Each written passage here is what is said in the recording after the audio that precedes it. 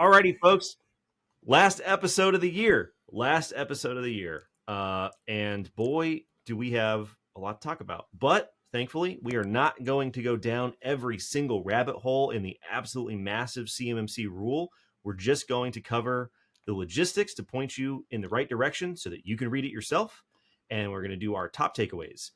Because January 10th, we're going to have a webinar at 10:30 a.m. Central, 11:30 a.m. Eastern. We're going to cover all the details. We're going to cover all the specifics. We're going to cover all the what ifs. We're going to cover all the Q&A. We're going to do all that stuff on the 10th after the holiday. This is just going to be a gentle introduction to the rule, if you will. I'm not going to do what everybody thinks I'm going to do and pretend nothing happened over the holiday break and that this is absolutely dull and dormant. We won't have anything to talk about. Super pumped. It's finally happened. It's finally here. And there's no more, well, I think the rule's going to say this. Nope. Rule says this, folks. And we are going to spend a very long time, a lot of episodes on this show digging into exactly what this means, because this paints the picture for at least the next 3 years. You know what I mean? Like you would think that by the time this process happens again, maybe we'll get through all of it. Who knows? So there's plenty of stuff to talk about. Plenty of interesting wrinkles, plenty of cool stuff in the rule. Okay, so like I said, we're going to have that webinar on January 10th. We'll have the registration link below. Might have a card pop up here in the corner. So check that out. Make sure you register. And we shouldn't run out of seats. I think we'll be just fine, but make sure you register at that link below. Okay, the logistics, if you will. I don't have a better term for this. So let's just cover the roadmap of what's going on and where to find the information. So the rule was published, the CMMC rule was published the Friday before Christmas on the Federal Register. DoD has published the CMMC proposed rule. First thing to note, it is a proposed rule, not an interim final rule, which means the DoD needs to collect public comments, and then they need to respond to those public comments in what is known as a final rule. A final rule is what will make the CMMC program effective after it's published. The timeline, what that looks like, how that's going to play out moving forward is something we're going to talk about on the webinar. Your big takeaway right now, the rule is published, but nothing has actually changed. So take your time, read the rule, see what it's saying. Do you agree with policy decisions? Do you disagree with policy decisions? And then formulate and submit your public comments. On the note for public comments, standard 60-day public comment period began on December 26th. It will end on February 26th. If you would like to submit your comment, and you should participate in the process. You can find the link to submitting your comment at the same link on the Federal Register page. There's a big green box in the upper right-hand corner where the CMMC rule is published that says submit a formal comment. Very, very easy. One thing that could happen, the public comment period could be extended. Some defense industry groups are already asking for the public comment period to be extended. The rule is very large, so that's a good reason for the public comment period to be extended. It's not a guarantee, so just know, right, as of right now, the deadline for submitting comments is February 26th, but keep your ear to the ground, like and subscribe, and we'll let you know if it if it gets extended. Okay. The PDF version of the rule is 234 pages long. If you find the web formatted version, it's, the way that it's formatted and structured, you can't really tell how long it is. You'll be scrolling for a long time, but the PDF version that you can access on the Federal Register, 234 pages. Again, the biggest point I will stress is everyone should read the rule. We will do our best to go into the details of the rule. We will do our best on the webinar to summarize the rule. There's going to be lots and lots of material, lots and lots of summaries, lots and lots of blogs. There will be no shortage of takes and opinions and summaries and this and that. Everywhere you go, you should read it for yourself. What I will say about the rule is it's quite repetitive. In certain spots, if you've listened to this podcast any number of times in the past, you probably know the story of how we got to CMMC, and you'll see that story repeated many, many times throughout the rule. So you can sort of save some time by skimming over those sections, but everybody should read the rule. The way that I would describe it is I would broadly divide the rule into 3 sections if you're trying to think about where you are mentally. The probably largest portion of what we call the rule is what would be called supplementary information. Sometimes this is referred to as the preamble of a rule. This contains the history of the program, the reasoning for the program, all of the regulatory analyses that are required for the program, all of the cost analysis, all of the assumptions, all of that stuff, all of the policy muckety muck is in the supplementary information section. The next section is the actual text of the rule itself, the actual text of the regulation that will be printed in the Code of Federal Regulations. Interestingly, it's a 234-page document. The text of the regulation is only like 75 pages long. Everything else before that is all supplementary information. And that's one of the reasons why the rulemaking process takes so long, is they've got to do this analysis, and they've got to comply with this executive order, and they've got to format it this way, and they've got to get this analysis and this set of assumptions cross-checked amongst different agencies. It's all that supplementary information that gets generated that causes the program to take so long, even though the text of the rule is like, less than half of what the supplementary information contains. And then finally, the third section here is the set of CMMC documents themselves. So these are the level 1, 2, 3 assessment guides, the scoping guides, the model overview, the hashing guides. There are 9 documents. They are also available linked on the Federal Register.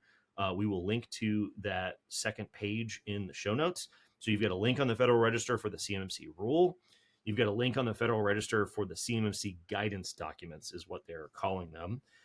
Each of those 9 guidance documents has their own button for submitting comments if you want to submit a specific comment on a specific guidance document. Now, I think a lot of people are probably just going to jam their comments all together into the top level rule, which is probably fine.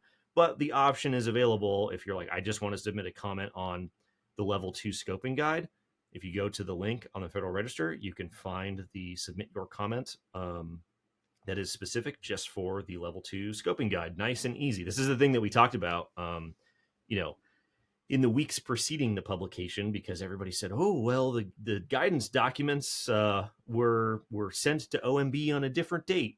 Like we said, it's just an artifact of the OMB system where they had to generate essentially a new tracking number for each document so that they could track the comments individually. So it made it look like the timelines were all separate. Doesn't matter now. None of that stuff matters now. They're all posted, and you can submit your comments on each one of them. Okay, 2 quick tips here. If you are short on time and for some reason you don't want to read 234 pages of dense and repetitive policy supplementary information, here's what I recommend. The first thing I would recommend is that you should read the regulatory impact analysis. This is also linked on the Federal Register page for the rule. This is sometimes called an RIA, a regulatory impact analysis. It is only 36 pages long, and it contains information on background and key changes from 1.0 to 2.0, policy problems addressed by CMMC, implementation and flow down of CMMC, talks about the 3-year phased rollout, which we will go into detail on the webinar, the assessment levels, the criteria for the different levels, the impact and cost analysis of CMMC, and the alternatives that were considered and the benefits of the program. So if you want the Cliff's Notes version, check out the regulatory impact analysis. You will find that in the bottom right corner of the Federal Register page below where you submit your comment. If you are even shorter on time and you don't have time or the will to read 36 pages, what I recommend is reading the initial regulatory flexibility analysis, the IRFA, also available at the same link just below the RIA. It is only 19 pages long, and it covers reasons for the action, objectives and legal basis for the rule, anticipated benefits and costs, small business entities impacted, relevant federal rules which may duplicate or overlap the program, alternatives considered, and benefits of the program. All of the information in both of those documents are contained in the 234-page rule itself. There's a couple of things that are new in those documents. So if you read the whole rule, you'll basically read what's in the RIA and the IRFA. You'll see them cited and called out saying, if you want more details, go find those documents. So if you're not going to read the whole rule, read those two. If you're not going to read those two, read the 19-page one. If you're not going to read any of them, come watch our webinar. But it would probably help a lot if you at least familiarize yourself with the contents of those documents before the webinar. Probably help you ask more informed questions, but not a prerequisite reading list for the webinar by any means. But there's something for everybody here. You got the whole rule, you got a 36-pager, you got a 19-pager, you got the podcast, and you got the webinar coming up on the 10th. So whichever form of information you would like, those options are available. Okay, I think that covers the sort of high level, where to find it, where to submit a comment, what the comment timeline is, where to get smaller versions of it. So that should set everybody up, I think, headed into the New Year's holiday. So what we wanted to do was just talk about just our top takeaway. Like, not talking about what are the top 15 things in the rule, what are the top 50 things in the rule, because there's many, many interesting elements of the rule. Just literally what are, what is your top takeaway? So to kick it off here, probably the top takeaway that I have from a rule structure standpoint. So I cheated. I actually have two. I have a top takeaway from the structure of the rule. I have a top takeaway from the substance of the rule, if you will. And these are initial, right? These are after our first few passes through the rule. My top takeaway of the structure of the rule is that the 2023 rule responds to public comments submitted on the 2020 rule. I knew this was going to be yours. I knew it. It's fascinating. This is a thing, if anybody remembers from a couple of weeks ago, we were speculating, would the rule respond to the comments that were submitted in 2020 because it's the same subject material? And sure enough, they did. And this is very interesting because typically proposed rules are proposing something new. They aren't responding to comments that they received in the past. Comment responses typically appear in final rules. So we've got a weird sort of hybrid position here where you had the 2020 rule that established the CMMC clause. Now you've got the 2023 rule that is putting the cart behind the horse and saying, okay, here's the program. But they still respond to the comments received in 2020. And I would say that if there was one section of the rule that sums up the DoD's overall policy position on critiques of the CMMC program, it would be this. Please allow me to read from the rule here. So the public comment is, and I'm quoting here, multiple commenters commented on the cost impact of CMMC to small businesses, suggesting that the cost to become and remain compliant is too high. Okay, you've heard that. Several commenters added that small businesses limited by finances won't be able to compete, which could be detrimental to the supply chain and efforts to meet national defense goals, also something that we commonly hear, and that the rule fails to provide any consideration for the future loss of technology acquisition should small businesses be inadvertently precluded from participation. Okay, we've heard that. Other commenters suggested that the impact of CMMC will be a profound and significant obstacle to businesses due to their lack of resources as compared to their large business competitors. Also a very common sentiment. Adding that the requirement to have the same measure in place for any company, regardless of size, incurs a higher percentage of indirect costs for small business, something we've talked about on the podcast many times. Multiple commenters remarked on the limited or lack of options for small businesses to recover costs. So you think about the smorgasbord of public comments around those themes that were received in 2020, and that is how the DoD summarizes what they saw in the public comments, which I feel like is a pretty good summary of many of the critiques of the program. But what we get is not just a summary, we get the response from DoD. So here's how DoD responds to those issues that people. And these responses have a theme, by the way. Yeah. And this is a quote. This is not me editorializing. Yeah. Don't at me, right? This is what the DoD is saying in black and white. See if this sounds familiar about some of the things that we guessed that the DoD might say. Quoting here. The estimated costs attributed to this rule do not include the costs associated with compliance with existing cybersecurity requirements under FAR Clause 52.2 of 421 or associated with implementing NIST SP 800-171 requirements in accordance with DFARS Clause 7012. They go on to say, to the extent that defense contractors or subcontractors have already been awarded DoD contracts or subcontracts that include these clauses and process, store, or transmit FCI or CUI in support of the performance of those contracts, costs for implementing those cybersecurity requirements should have already been incurred and are not attributed to this rule. Those costs are distinct from costs associated with undergoing CMMC assessment to verify implementation of those security requirements. The CMMC program does not levy additional information security protection requirements for CMMC levels 1 and 2. The value of DoD's sensitive information and impact of its loss to the department does not diminish when it moves to contractors, prime or sub, large or small. Next question. Here we go. Comment, response.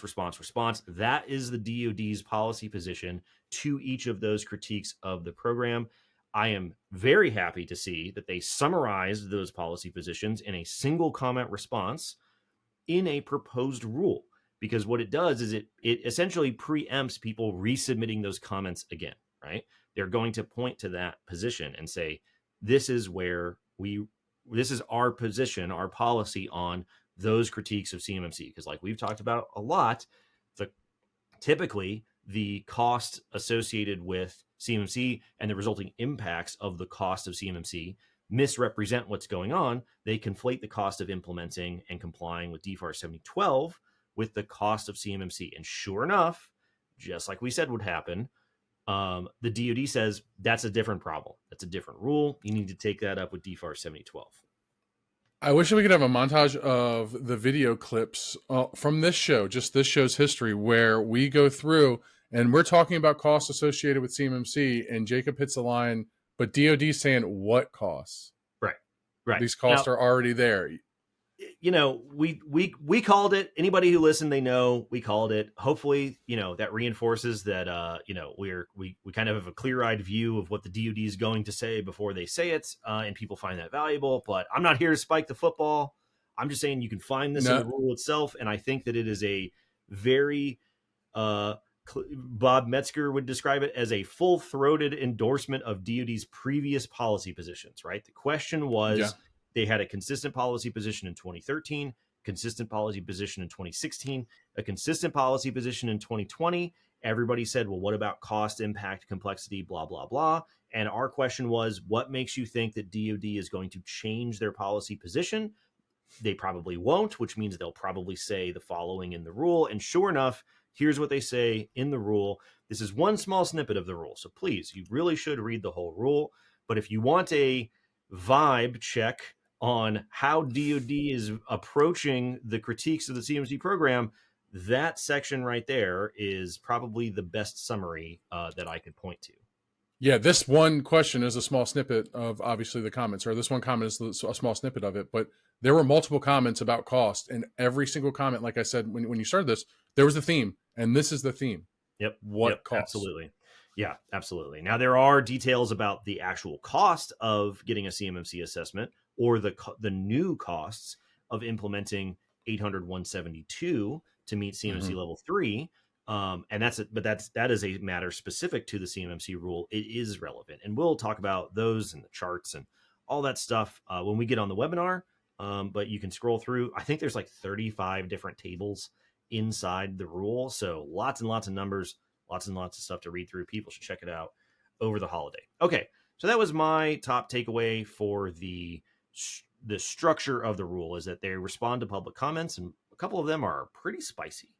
My top takeaway for the substance of the rule, if you will, is, like we talked about before, the rule specifies NIST SP 800-171 revision 2. And this is going to cause a bunch of problems. It's going to cause a bunch of problems because DFARS 7012 does not specify a specific revision. And so, when NIST SP 800-171 is revised to revision 3, that means DFARS 7012 is obligating you to implement a different version than you will be assessed against in the rule.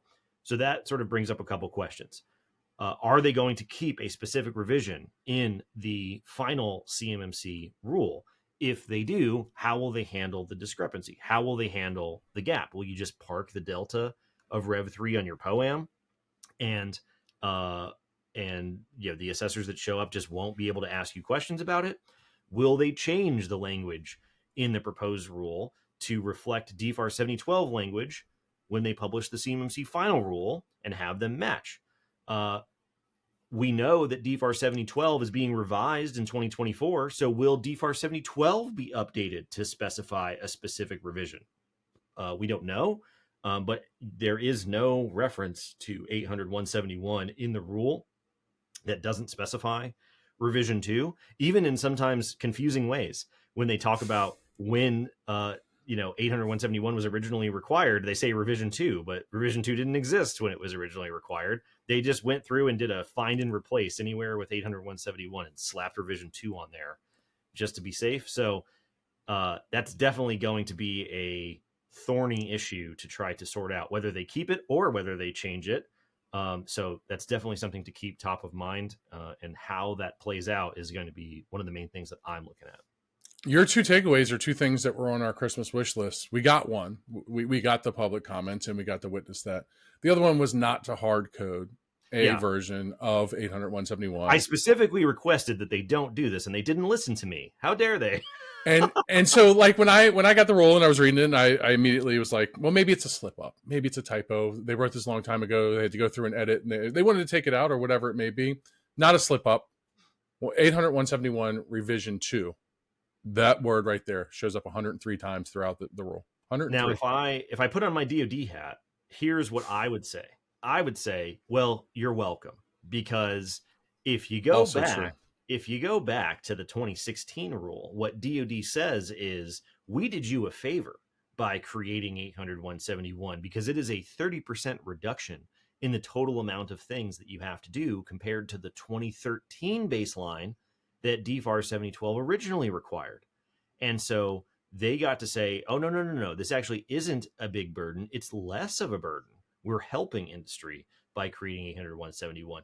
What I would do if I were the DoD is I would say, yeah, we are going to require a lesser standard. We are actually going to make it easier on industry by not creating a floating revision number. And so it will take longer for us to get to 800.171 Rev 3. And we're doing that to prevent a bigger outsized impact on small business, so on and so forth. So there is a definite, ace up the sleeve here for DoD to say, yeah, we hard coded revision 2, and we're actually doing you a favor. So I wonder if they'll, spin it that way. That's how I would spin it if I were in their shoes. It's very interesting. It's very interesting. Yeah, but what if what you said doesn't happen, and when they revise 7012, the revision of 7012 doesn't hard code a specific revision that aligns with the CMMC rule? Yeah. And then it's the latest version. And then we think back, and you think about the National Cybersecurity Strategy and how it says that we want to unify cybersecurity requirements, regulations, and protections across all agencies, right? And right here, within the same agency, we can't even get it right. That's a big deal. Like, I wonder I wonder if NIST is going to submit a comment, because you basically take all the language about why NIST justifies changing from Rev 2 to Rev 3, and they're like, it's a better standard, it's updated for the threat, it's a better holistic standard, it's better, it is objectively a better standard than Rev 2, and you've got a program that is hard coding the previous version. So is NIST going to be like, hey, that's not a good idea? Because there's a history of NIST doing that in the DFARS cybersecurity pantheon of rules in the past. So I wonder how that will play out, because we've talked about this before. There's a tension out there between people saying 800.171, thus CMMC, does not do enough to address the threat, and then right. in the next breath they'll say CMMC is too expensive, and so you're like, well.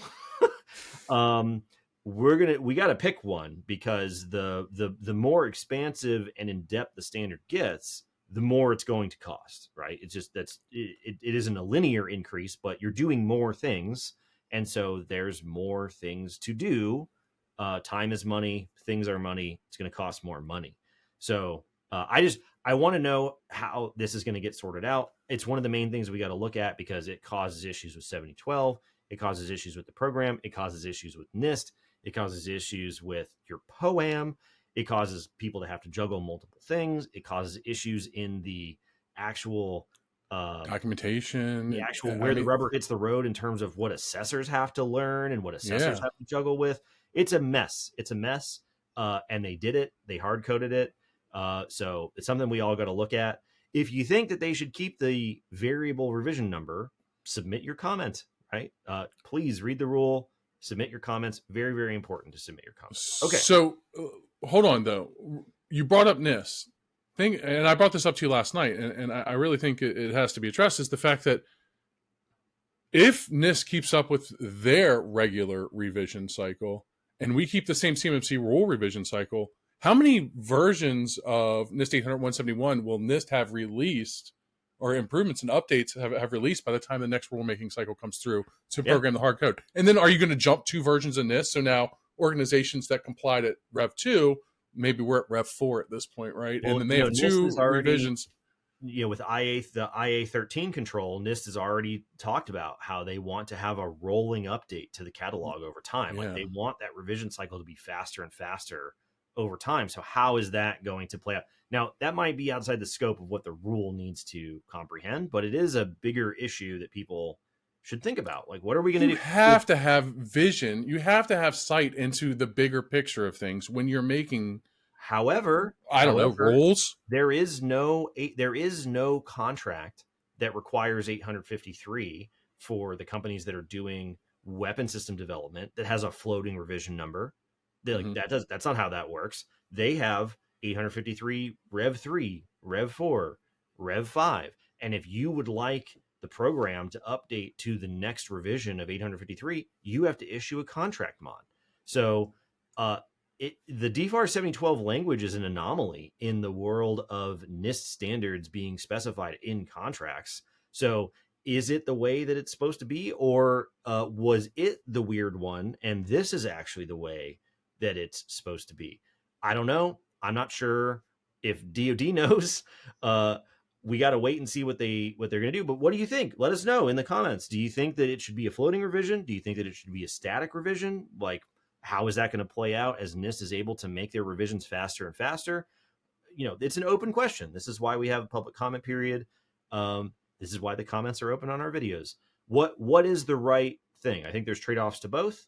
I think that having one in the CMMC rule and another in the DFARS rule don't help, right? I think that's probably the worst situation, is that you've got floating revision in one and a specific revision in the other. You either need to pick static revisions or you need to pick floating revisions and then just play it from there, right? If you have both, then it's a huge mess. Yeah, what's harder than making people comply with one standard that they don't really understand, 2 that are similar but they don't understand either one at the same time? Like, we can talk about this on another episode as well, right? Of course, Like, there's details on the POAM. POAM issues in the CMMC rule are very strict, and then you've got a floating revision number in DFARS 7012, which means you're going to park the entire delta of Rev 3 on a POAM. So you are tightening the restrictions on a POAM with the right hand, and you are shoving a huge delta of controls automatically onto the POAM with the left hand. Which one is it? Do we have POAMs or not? Because if every revision that comes out, I got to park the entire delta on the POAM indefinitely until you update your rule, then, it's just, like I said, it's a mess. We'll talk about it more in the future. There's going to be no shortage of things for us to talk about, and it's obvious so far in this episode. Yeah, but that one definitely jumps off the page for me, is the revision number. My takeaway, I think I'm going to stick to one. I'm going to keep it high level, and then we can briefly touch on the second one that I had. But the one that we asked for it, right? We didn't specifically put it on our Christmas list, so to say, but we have begged for this. It did not make sense. Both of us have been through the CCP course. Both of us have taught a CCP course at this point. Why was CCPs only limited. The rule changes the capabilities, the requirements, and the limitations for credential roles, right? It kind of lays out, it maps them out, it points things out. And the biggest change to it is now CCPs, CMMC certified professionals, are able to assess all objectives with a CCA oversight instead of being constricted to 15. Why is this huge? Praise the Lord that this has happened, but this is huge now because you go from, I don't know, what was the number, 348 CCAs or something of that nature, and you had 1,000 CCPs. So you had 1,000 people that could assess 15 controls. Yeah. Now you have 1,300 people that can assess 110 controls. Talk about an instant injection of into the assessor pool. Great work, because you have a lead assessor or you have a CCA that's leading the team for a reason, and it's the oversight, and any CCA is going to review these things and make sure that whatever the CCP does is there. Perfect. Yeah, I agree. I think, just, and like we said before, if you know how a 800-171A assessment procedure works, you know how an 800-171A assessment procedure works. They're the same, whether you're looking at level 1, level 2, level 3, 853, FedRAMP, doesn't matter. Same pattern, same structure over and over again. No need for the arbitrary constraint. I think it's a great change. I agree with your point. Next adjustment to the changes in the capabilities of the credentialed roles. CCAs, it's the requirements. So now CCAs not only have to have 1 year worth of assessment experience, 3 years worth of cybersecurity experience, but then there are provisions that they have to meet. They have to hold either a IAT level 2 cert in accordance with DoD Manual 8570, right? And that's like the GCSP, Security Plus. The CISSP is a level 3. That'll cover everything. Yeah. The CISM is a technical one, but sometimes it'll transfer over. Or meet intermediate proficiency requirements, the Certified Assessor 612 proficiency requirements from DoD Manual 8140. So that's, again, that pathway has things like the certifications that we just talked about in the IAT, but a bachelor's degree, from an accredited university, relevant work experience and things of that nature. So it kind of, once again, is another workaround. Not only does it provide structure to exactly what a CCA needs, but it's another workaround to maybe populate the assessor pool quickly with people that have experience, right? Yeah, the other thing that it does, right, is it makes the assessors more robust, right? Everybody, it's another tension that crops up where people go, we want assessments to be cheap, but we also don't want subpar subjective assessments. We want assessors to be well-versed on all the possible technologies, all the possible permutations of those technologies. We want them to know what they're talking about. We want them to be technical. We want them to be this. We want them to be that. That is very expensive to find. And so I think this is a good move because you want your assessors to be as good as possible, but that's going to come at a price. And like we've talked about in the past, the CMMC program kind of requires the assessors that participate in the program to be able to have qualifications that are more strict than ISO, right? Like you don't have to have certs other than the ISO assessor cert or whatever in order to conduct those assessments. Under SOC, you're working under a CPA, but the SOC assessors don't technically have to have any particular other certification or anything like that. Now they often do, but they don't have to. So I think this is good because you're making the requirements for CCAs more stringent, which means the assessors will, at least iteratively get somewhat better over time, but that's going to cost money. So it's more ammunition to the argument that not only do we have an assessor pool, but we have a qualified assessor pool. And this is the reason why we have the qualified assessor pool. Yeah. I think and then the last point to the changes in the roles, the credentialed roles that we've noticed, and this is a big Hufflepuff on this one. It has to deal with certified CMMC instructors, right? So we're both PIs. We both instruct. It's provisional. There's no CCI as of yet. But there's a conflict of interest tidbit that spun up that says that CCIs, while serving as a CMMC instructor, cannot provide consulting services. So many people, interpretation words matter. Many people have taken this multiple ways, and I'm sure that many people are going to dive into this, and many people already have. I take this as I'm teaching a class. I cannot provide consulting services where, Jacob, you're in my class, and then you just have this specific question that really applies to Don't use the CMMC classroom and your instructor as open source consulting to try to figure out how to implement Control 313, right? Do not go through this point and say, well, what if I had a Microsoft 365 environment? Just start naming off your asset list and be like, how do I control my flow down? And then the teacher, instead of sticking to the curriculum, breaks off of the curriculum, spends 46 on poor Jacob's, 313 implementation problem, 46 minutes on it, and the rest of the class is now stupider for having listened to somebody else's problem that they can't relate to. That's not how I read it. I read and this is obviously very in the weeds in terms of specific things within specific CMMC credentialed roles. This is a good example of, you can go from the highest level policy statements in the rule down to the most minute little situational details of CMMC specific things, all within this same rule. I think the whole thing's ridiculous, right? Obviously, when you're teaching the class, you shouldn't spend too much time on any particular example, and you shouldn't be providing any particular recommendations. I think the fact that the requirements to become a CCI eventually are so strict that this will be a non-issue. When I read the line that said that CCI shouldn't provide consulting, I read the opposite situation, in the sense that CCIs shouldn't provide consulting broadly, which is frankly ridiculous. It's the same thing as a C3PAO organization providing consulting services. The deal is, if you consult, you don't assess the work that you consult on, because it's a conflict of interest. That's why you have a professional code of ethics that you enforce, right? That's how it works. The idea that just because you're a CCI, you can't give consulting because you're a CCI is dumb. It's counterproductive. It's not helpful. And I think it's somewhat is mildly insulting to people who would otherwise comply with the code of professional ethics anyways. Like I said, this is a very narrow issue, but I think it's ridiculous. I think it's ridiculous.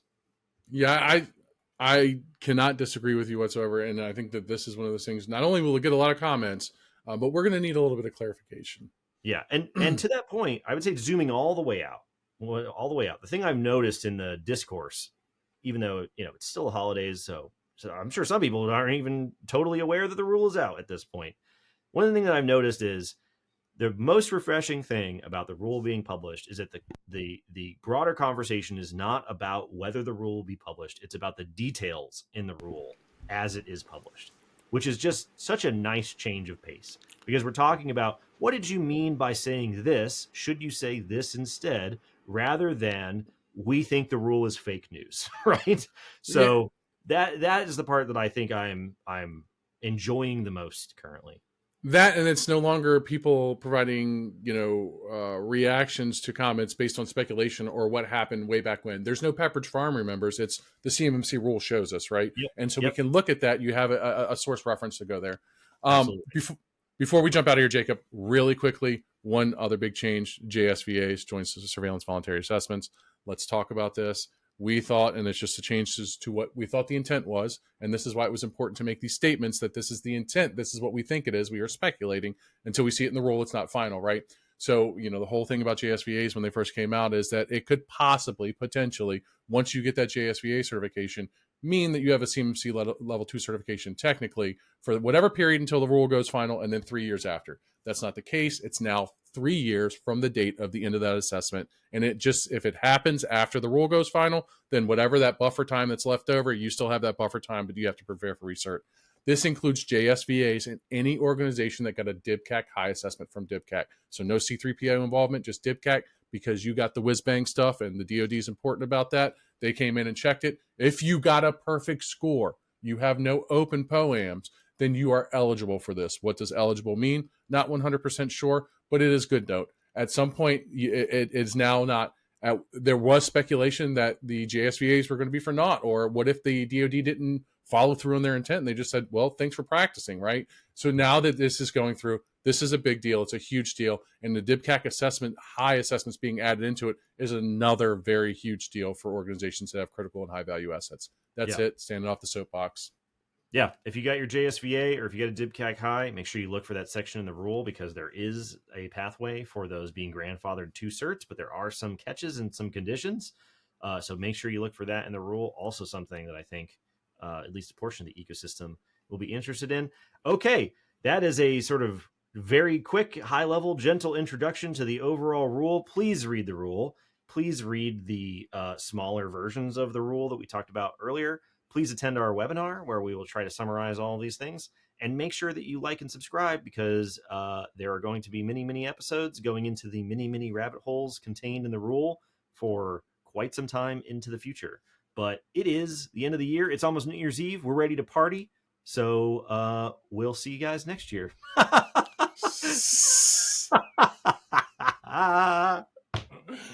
right, oh my gosh. See you next year.